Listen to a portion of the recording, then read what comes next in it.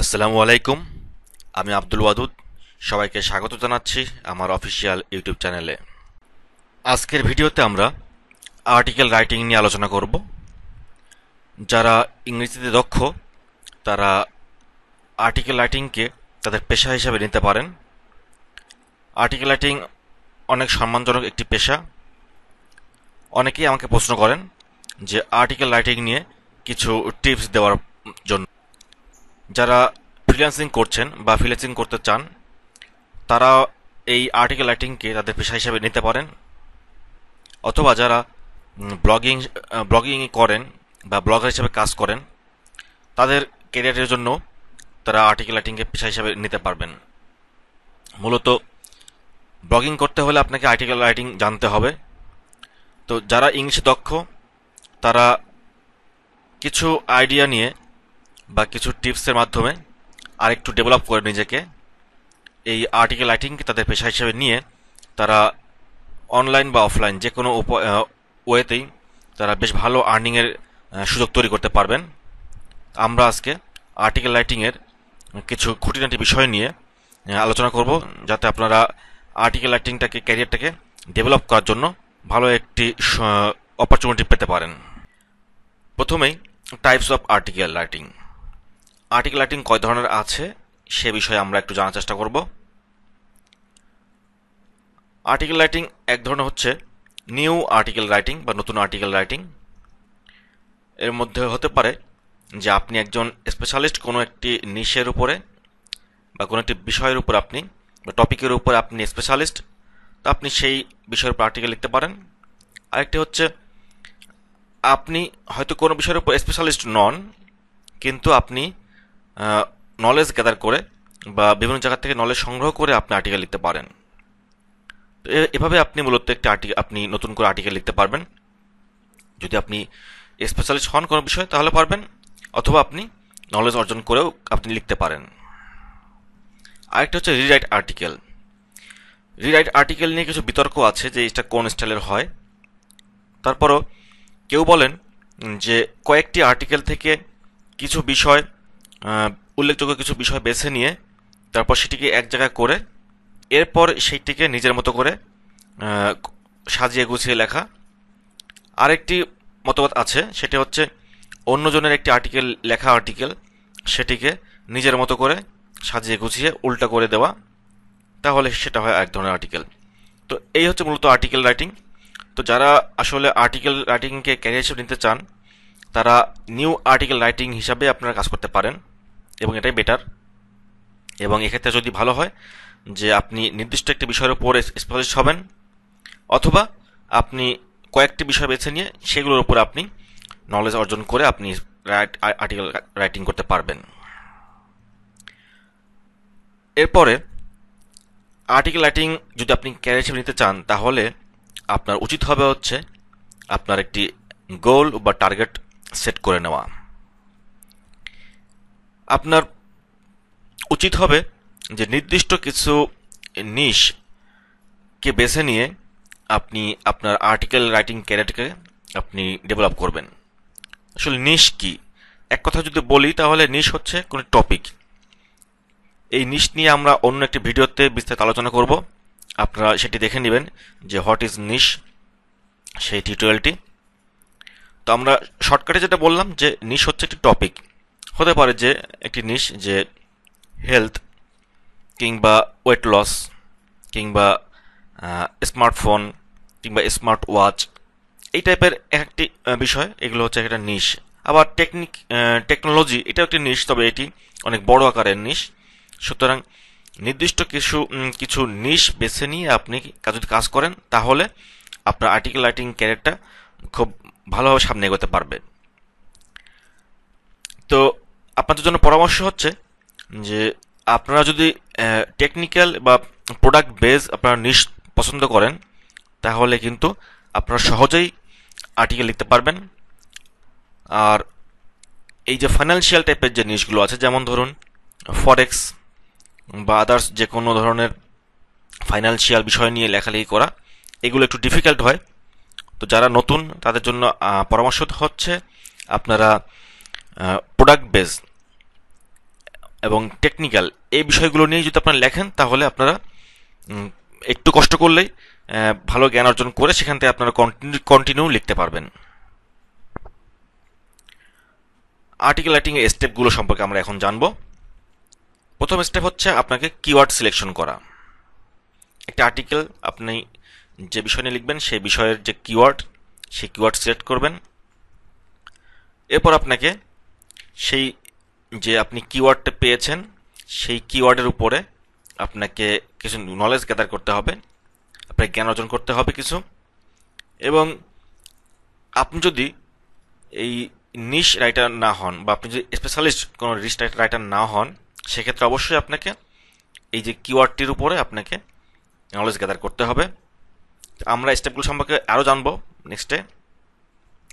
তৃতীয়ত, আপনাকে আর্টিকেলের যে সেকশনগুলো আছে প্রত্যেক সেকশনকে আপনাকে ডিভাইড করতে হবে বা ডিফাইন করে নিতে হবে, তাহলে আপনার জন্য আর্টিকেল লেখাটা অনেক ইজি হয়ে যাবে। স্টেপ 3টা কিন্তু খুব ইম্পর্টেন্ট, যে আপনাকে আপনার আর্টিকেলের সেকশনগুলো আপনাকে আলাদা আলাদা করে ভাগ করে নিতে হবে এবং এরপরে আপনাকে আপনার আর্টিকেল লেখা শুরু করতে হবে।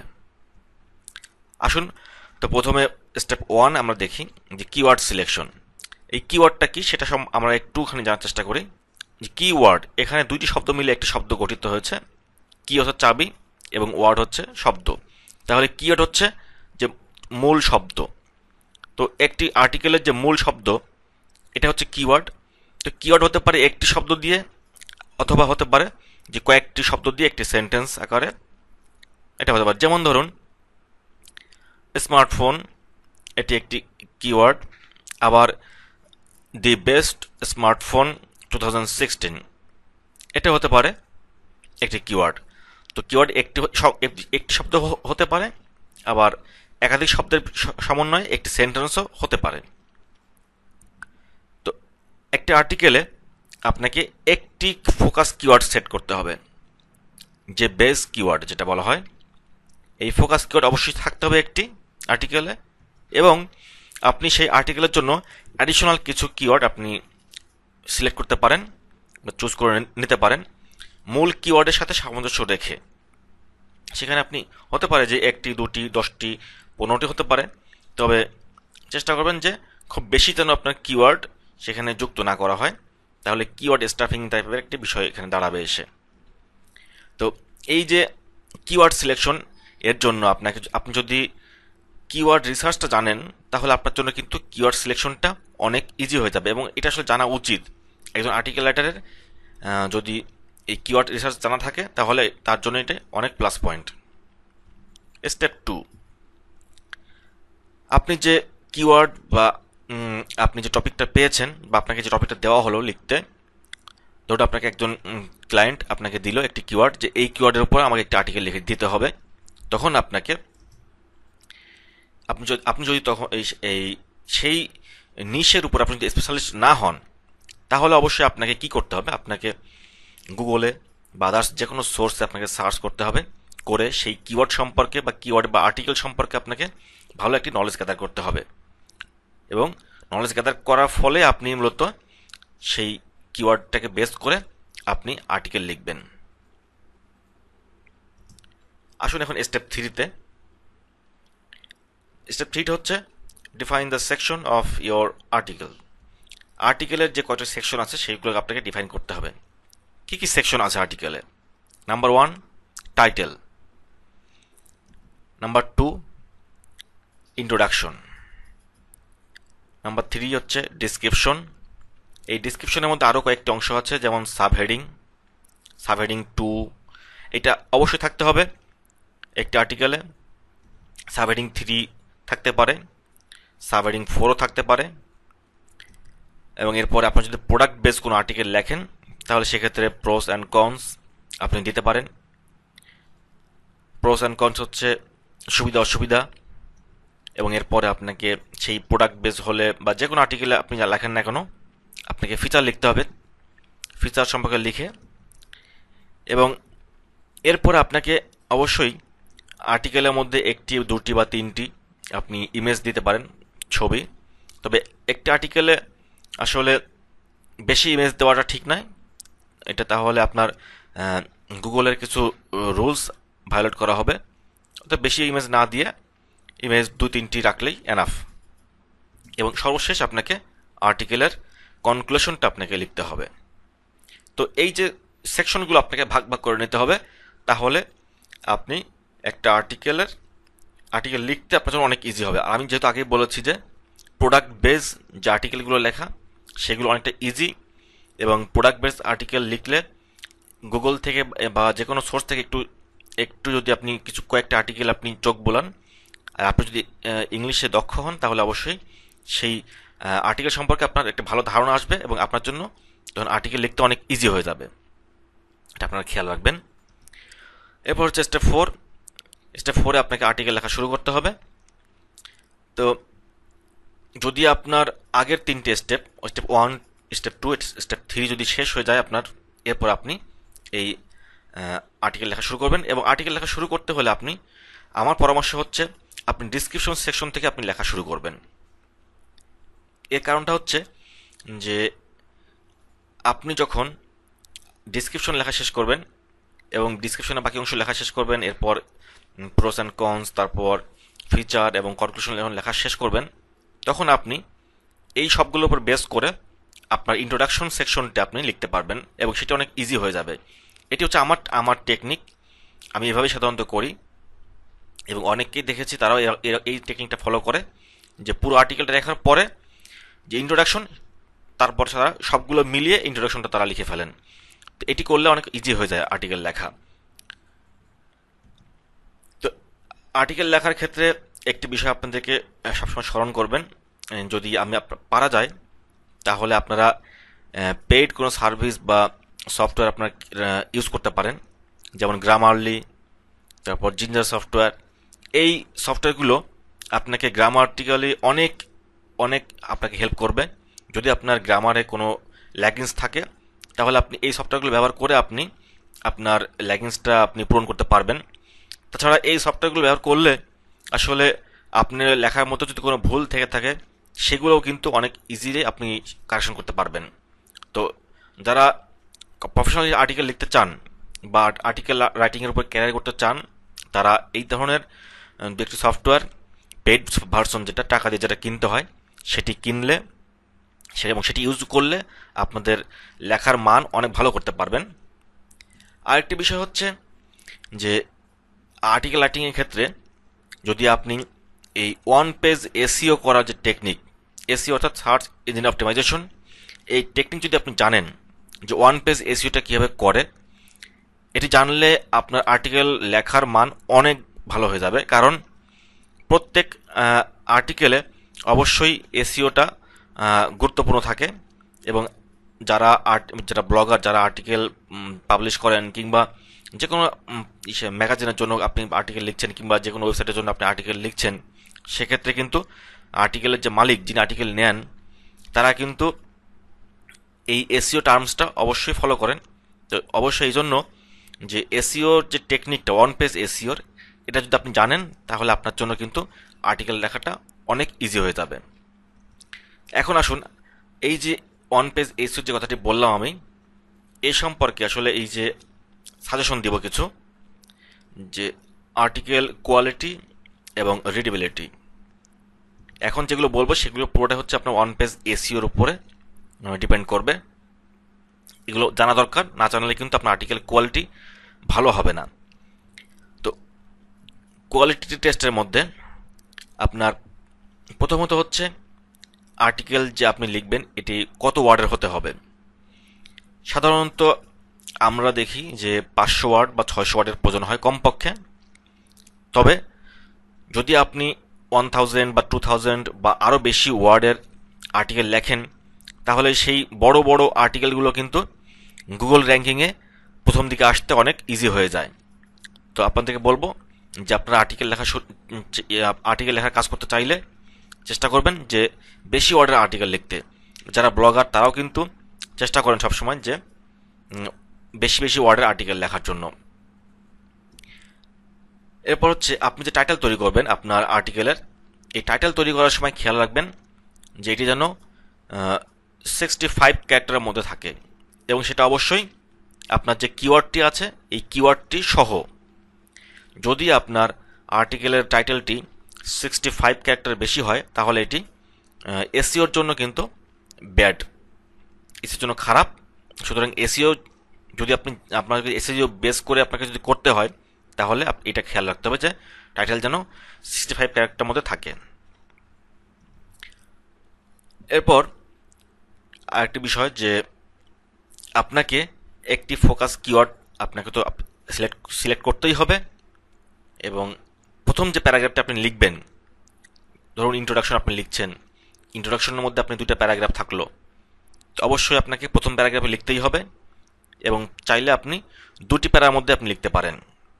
তো এটা অবশ্যই খেয়াল রাখবেন যে প্রথম প্যারাগ্রাফে আপনাকে অবশ্যই লেখা দরকার যে কিওয়ার্ডটি, যে ফোকাস কিওয়ার্ড, এটি কিন্তু অবশ্যই এসইওর টার্ম। আপনার একটা প্যারাগ্রাফ অর্থাৎ আপনার যদি ইন্ট্রোডাকশনটি লেখা হয়, এরপরে আপনাকে যে ডিসক্রিপশন আপনি লিখবেন সেখানে আপনার সাব হেডিং দিয়ে শুরু করতে হবে, যেটা আমরা বলি যে H2 বা সাব হেডিং বা সাবটাইটেল, এটা দিয়ে শুরু করতে হবে, এবং সাবটাইটেলটা অবশ্যই কিওয়ার্ড সহকারে লিখতে হবে। আপনার যে কিওয়ার্ড, ধরুন আপনি লিখছেন যে কিওয়ার্ডটি হচ্ছে আপনার বেস্ট স্মার্টফোন, এখন আপনার টাইটেল দিয়েছেন আপনি বেস্ট স্মার্টফোন 2016, তাহলে আপনি আপনার যে সাব হেডিং এখানে আপনি লিখবেন যে বেস্ট স্মার্টফোন, তার সঙ্গে আপনি আর যা কিছু লিখতে পারেন। তো এরকম খেয়াল রাখবেন। তো আমরা আরও অন্যান্য ভিডিওতে আমরা এইসব সম্পর্কে আরও বেশি বেশি করে জানবো। আজকে আমরা ওভারঅল বিষয়টি জানছি।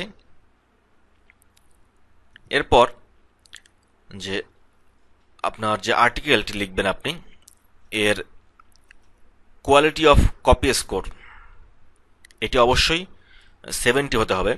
তো কোয়ালিটি অফ কপি স্কোর এটা হচ্ছে আপনি মূলত ফ্ল্যাশ রিডিং ইজি টেস্ট, এটা একটি টার্মস, এইটা আপনারা গুগলে সার্চ করে দেখতে পারেন যে ফ্ল্যাশ রিডিং ইজি টেস্ট কী জিনিস।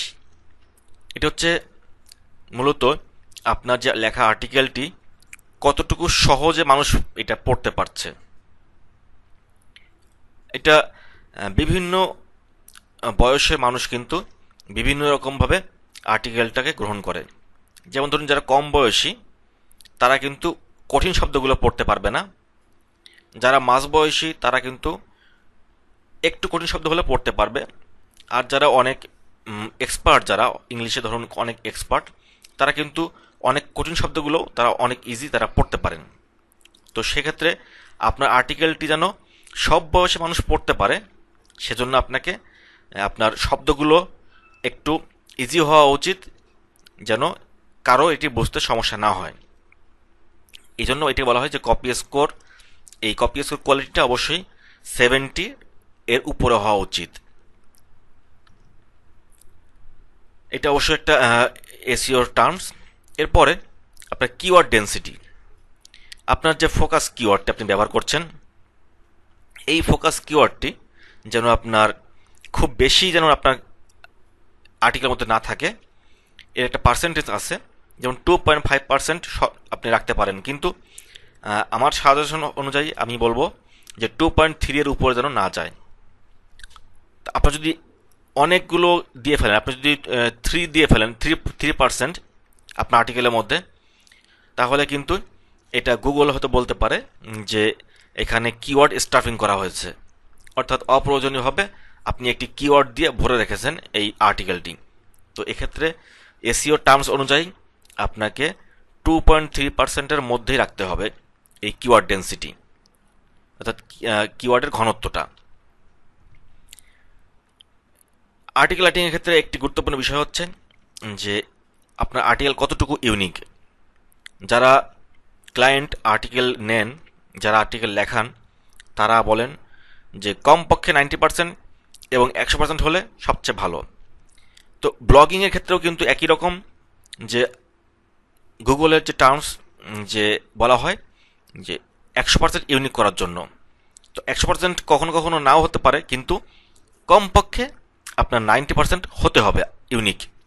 তো ইউনিক কি না সেটি আপনি চেক করতে পারেন, প্লাগারিজম চেকার বলা হয়।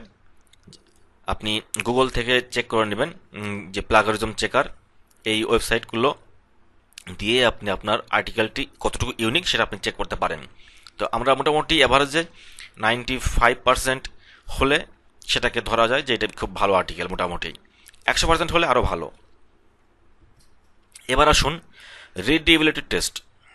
এটা হচ্ছে আপনার আর্টিকেলটা কতটুকু মানে পড়ার ক্ষেত্রে কতটুকু ভালো হলো তার সেটা মাপকাঠি।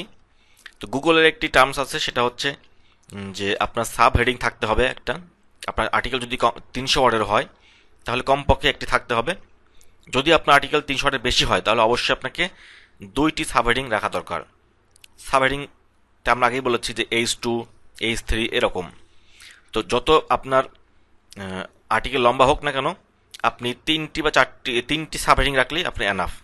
H2, H3, H4 এরকম। আমরা যখন আর্টিকেল লিখব আরও জানবো এই বিষয়ে যে H2, H3 কি এগুলো। এরপর আরেকটি সাজেশন, সেটা হচ্ছে যে এটি গুগলের বিষয়, যে একটি প্যারাগ্রাফ যেন খুব বেশি লম্বা না হয়। আপনি যদি 600 ওয়ার্ডের একটা আর্টিকেল লেখেন, তার মধ্যে আপনি যদি একটি প্যারাগ্রাফ লেখেন 300 ওয়ার্ড বা 400 ওয়ার্ডের, তাহলে এটি কিন্তু ভালো দেখাবে না। এটি একটি ইম্পর্টেন্ট বিষয়। এটি আপনার যে রিডেবিলিটি, এটার যে কোয়ালিটি আছে সেটা এটি ভ্যালুয়েট করে। সুতরাং আর্টিকেলের মধ্যে প্যারাগ্রাফগুলো আপনারা যখন লিখবেন আর্টিকেল, প্যারাগ্রাফ প্যারাগ্রাফ করে লিখবেন, কিন্তু একটি প্যারাগ্রাফ যেন অনেক বেশি লম্বা না হয়ে যায় সেটা খেয়াল রাখবেন। আরেকটি হচ্ছে যে আমরা যখন আর্টিকেল লিখি এর মধ্যে আমাদের সেন্টেন্সের মধ্যে হয়তোবা 4টি, 5টি, 7টি, 10টি হতে পারে, বা 20টিও আপনার ওয়ার্ড থাকতে পারে। তো এই লম্বা লম্বা যে সেন্টেন্সগুলো, যে একটি সেন্টেন্সের মধ্যে আপনার 20টি ওয়ার্ড আছে, তো এরকম যেন খুব বেশি না হয় সেটা খেয়াল রাখবেন। তাহলে এটি যারা পাঠক বা যারা ভিজিটর তাদের জন্য সমস্যা তৈরি করবে। আপনার তখন এই আর্টিকেলটার যে অর্থটা হয়তো দেখা যাবে যে আপনি যা বলতে চাচ্ছেন সেটা কিন্তু এটা ভুল হচ্ছে, কিংবা আপনার পাঠকরা ভুল বুঝতে পারতেছে এরকম। এটা পার্সেন্টেজ আছে যে 25%-এর উপরে আপনি যাবেন না। সম্ভব হলে আপনি 25% নিচে, আরও বেশি নিচে রাখবেন, যে এত বেশি লম্বা লম্বা সেন্টেন্সের, এত লম্বা লম্বা ওয়ার্ডের সেন্টেন্সগুলো তৈরি করতে না চেষ্টা, মানে বাদ দিবেন এটা। এরপর হচ্ছে যে আপনার আর্টিকেলের মধ্যে প্যাসিভ ভয়েস আপনারা 10%-এর উপরে যাবেন না, অবশ্যই 10%-এর নিচে রাখবেন প্যাসিভ ভয়েস। তো এখন আসুন আমরা জানি যে আর্টিকেল লিখতে যে আমরা কেন ফেলিয়ার হই। যারা আর্টিকেলের ক্যারিয়ার তৈরি করতে চাচ্ছি, কিংবা যারা ব্লগিং করছি, তারা আর্টিকেল লিখতে যে কেন পারছি না, এর যে কারণগুলো কি কি। প্রথমত হচ্ছে আমাদের ইংলিশে নলেজ কম থাকার বিষয়টি। এনাফ নলেজ না ইংলিশে, এই কারণে হয়তো আমরা ফেলিয়ার হচ্ছে। এটা খুবই ইম্পর্টেন্ট যে ইংলিশ নলেজ গ্যাদার করতেই হবে আপনাকে আর্টিকেল লিখতে হলে। এখন এই যে ইংলিশে নলেজ আমাদের না থাকার বিষয়ের মধ্যে থাকে যে ইংলিশের স্পেলিংয়ে ভুল থাকে, অনেক গ্রামারে ভুল থাকে, সিনোনিম এগুলোতে ভুল থাকে। হয়তো আমরা দেখছি যে আমরা লিখতে পারছি, কিন্তু আমরা যদি প্রত্যেক সময় বানান, যদি আমরা স্পেলিং যদি ভুল করি, তাহলে কিন্তু আমাদের আর্টিকেল লিখতে অনেক সময় লাগবে। যদি আমরা গ্রামাটিক্যালি ভুল করি, তাহলে কিন্তু আমাদের এই গ্রামার, আমরা যদি গ্রামার না জানি, তাহলে আমাদের এইটা ঠিক করতে গিয়ে যে অনেক সময় লাগবে। এবং একটি শব্দ অনেকগুলো সিনোনিম থাকতে পারে। এই জিনিসগুলো যদি আমরা জানি, তাহলে আমাদের কিন্তু একটি আর্টিকেল লেখা অনেক ইজি হয়ে যায়। তো আর্টিকেল লিখতে হলে আপনাকে অবশ্যই এই ইংলিশের স্পেলিং, গ্রামার, সিনোনিম এগুলোতে ভালো জ্ঞান অর্জন করতে হবে, জ্ঞান রাখতে হবে। যারা ইংলিশে ভালো তারা অবশ্যই চেষ্টা করবেন যে এই জিনিসগুলো ভালো মতো ঝালিয়ে নিয়ে, ভালো মতো করে আরেকটু আয়ত্ত করে তারপর আপনার আর্টিকেল রাইটিং ক্যারিয়ারটাকে শুরু করতে। এরপর আরেকটি সমস্যা আছে আমাদের, সেটা হচ্ছে যে আমরা জ্ঞান অর্জন করতে বেশি আগ্রহী থাকি না। আমাদের মধ্যে অনেকের মধ্যে এ ধরনের অলসতা আছে যে আমরা গুগল থেকে সার্চ করে একটু জেনে নেব একটা প্রোডাক্ট সম্পর্কে, একটা টপিক সম্পর্কে আমরা জানবো, এই যে জানার যে আগ্রহটা আমাদের মধ্যে থাকে না, যার ফলে কিন্তু আমরা এই আর্টিকেল লিখতে যে ব্যর্থ হই। আপনাকে যে বিষয়ে আপনি লিখবেন সে বিষয়ে আপনাকে অবশ্যই আগে জ্ঞান অর্জন করতে হবে, তারপরে আপনারা লিখবেন, তাহলে পারবেন। এরপর আমাদের মধ্যে দেখা যায় যে সবসময় আমরা শর্টকাট চিন্তা করি। কেমন?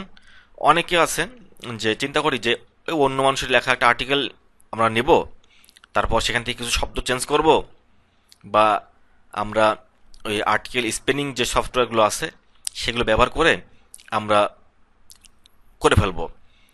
তো এইগুলো আসলে শর্টকাটের ওয়ে চেষ্টা করার কারণেই মূলত আমরা দেখা যায় আমরা পারি না এগুলো করতে, এই আর্টিকেল লিখতে পারি না। এই যে কপি পেস্ট ডুপ্লিকেট করার যে মানসিকতাটা, এইসবের কারণেই মূলত আমরা এই আমাদের যে আর্টিকেল রাইটিং এই বিষয়ে আমরা ফেলিওর হচ্ছে। তো এসব বাদ দিতে হবে আমাদেরকে। অপরের জিনিস চুরি করা, অপরের জিনিস কপি করা, অপরেরটা নকল করে করা, এই জিনিসগুলো বাদ দিয়ে আপনি যেটা করতে পারবেন সর্বোচ্চ সে আপনি অপরের লেখা দেখে আপনি একটা আইডিয়া নেবেন, আইডিয়া নিয়ে আপনি আপনার নিজের মতো করে গুছিয়ে লিখবেন, তাহলে পারবেন। আরেকটি বিষয় হলো, আমরা আর্টিকেল লিখতে গিয়ে অনেকেই অনেক সময় খুব বেশি তাড়াহুড়া করে ফেলি, কত ওয়ার্ডে হলো বারবার চেক করতে থাকি। এতে সমস্যা হয় যে আর্টিকেলের কোয়ালিটি খারাপ হতে পারে, মনোযোগ বিচ্ছিন্ন হতে পারে। সুতরাং এই তাড়াহুড়া করাটা বাদ দিতে হবে আর্টিকেল রাইটিংয়ের ক্ষেত্রে। খুব মনোযোগ সহকারে ধৈর্য নিয়ে আর্টিকেল লিখতে হবে, তাহলে সফল হবেন, অন্যথায় ব্যর্থ হবেন। তো আশা করছি যে এই ভিডিওর আপনারা যা যা জানলেন এগুলো যদি আপনারা ফলো করেন তাহলে আপনারা আপনাদের আর্টিকেল রাইটিং ক্যারিয়ারটাকে বিল্ড আপ করতে পারবেন, বা আপনাদের আর্টিকেল রাইটিং ক্যারিয়ারটা সামনের দিকে এগিয়ে নিতে পারবেন। ভিডিও দেখার জন্য ধন্যবাদ। এই বিষয়ে আপনাদের যদি কোনো প্রশ্ন থাকে আপনারা কমেন্টস করে প্রশ্ন করতে পারেন। ভালো লাগলে লাইক করতে পারেন এবং অপরকে শিখতে সহায়তা করতে শেয়ার করতে পারেন। ধন্যবাদ সবাইকে। আজকের মতো এখানে শেষ করছি। ভালো থাকবেন সবাই। আল্লাহ হাফেজ।